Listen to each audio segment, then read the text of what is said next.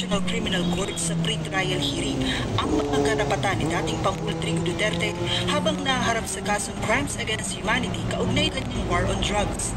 Kabilang dito ang karapatan mag-apply para sa internees o ang pansamantalang paglaya habang wala pang desisyon kung lilitisin ang kanyang kaso.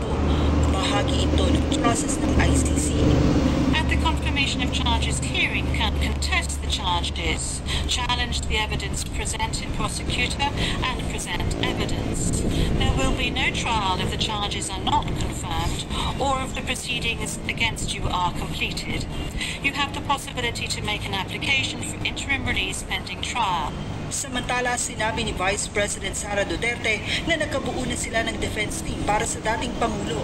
Anya, mayroon na rin itong lead counsel na isa ring dating ICC prosecutor, ang International Defense Council at British lawyer na si Nicholas Kaufman.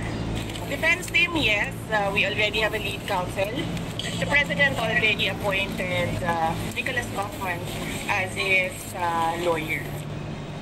Batay sa rules ng ICC, tanging ang mga accredited legal counsel lamang ang maaaring kumatawan sa nasasaktan sa mga paglilitis.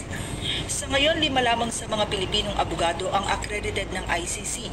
Isa na rito si Attorney Roque na bahagi ng legal team ng dating Pangulo. Samantala, sa panayam kay dating presidential spokesperson Attorney Harry Roque, sinabi nitong plano nilang umapila ng isa pang pagdinig bago ang itinagdang second trial sa kaso. Ang susunod na tinakda ng hukuman ay 21 na Setyembre.